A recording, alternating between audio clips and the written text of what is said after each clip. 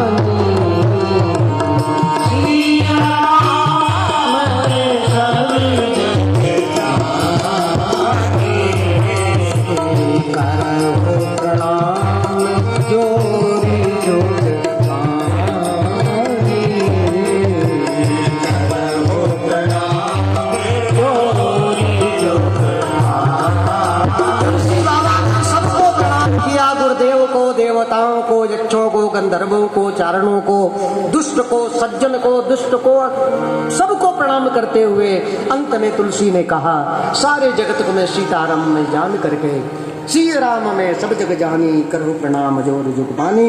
और फिर आखिर में गुण नाम की महिमा गाई और गाते हुए कहते हैं कि कलयुग केवल नाम आधारा, सुमिर सुमिर नर उतर रहे। नाम की महिमा गा करके अब आगे के चरित्र को लेकर के तुलसी बाबा कथा सुना। आपने कथा सुनी है। रामायण की शुरुआत शिव चरित्र से होती है।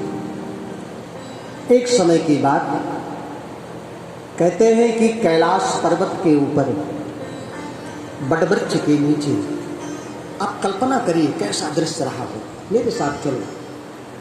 कैलाश पर्वत के ऊपर मानसरोवर के घाट पर एक बटवृक्ष के नीचे भगवान शंकर विराजमान है, पार्वती विराजमान है वहां। और तो और देखिए, तुलसी कहते हैं कि सूर्य नारायण मकर राशि पर आ गए, माघ का महीना आया, संजोग ऐसा बना हमारे प्रयागराज इलाहाबाद के घाट पर कुंभ लगा। उस समय की कथा, माघ मकर गत जब रवि होई, तीरथ पति आव सबको। माघ का महीना सूर्य मकर राशि पर आया, संजोग लग्न बना, प्रयाग के घाट पर कुंभ का कर्म हुआ। दूर दूर से महात्मा लोग गंगा तीर्थ स्नान करने के लिए पधारे, सब लोग आए। लो बेटा, लो लो, ये मेरा बड़भाग है, जगत को कथा सुनाता रहता हूँ, सुनो या ना सुनो ठाकुर को सुनाता हूँ। तो ये भी राजी हो जाता है कि चलो कम से कम कोई सुनाने वाला मुझे। और मैं कल कहने वाला था दुनिया को कथा सुनाता हूँ, लेकिन ठाकुर को भी नहीं, कोई आया नहीं, लेकर के आ जाओ। आए भाई, मेरी नजर नहीं पड़ी थी, लेकिन नजरों के सामने हो तो बात है। नजरों का कमाल, कोई तो रिश्ता है।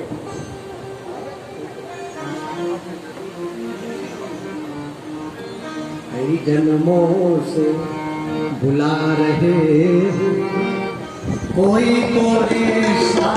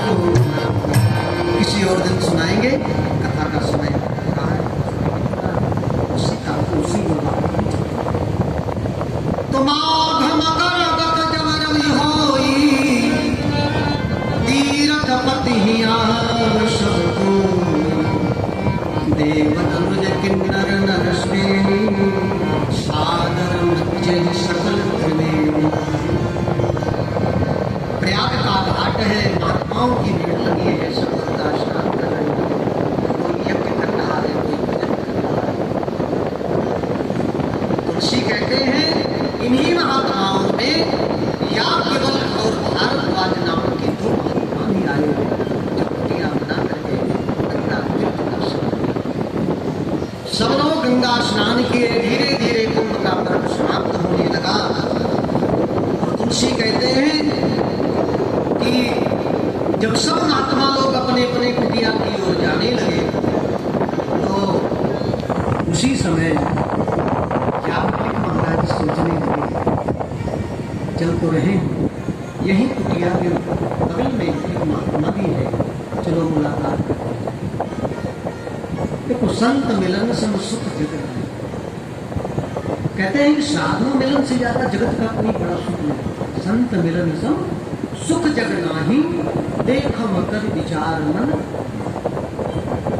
याज्ञवल्क्य ने सोचा और भारद्वाज ने सोचा कि बगल में महात्मा रहते हैं कुटिया बना करके, आखिर आप तो जा ही रहे हैं अपने धाम को, तो जाते जाते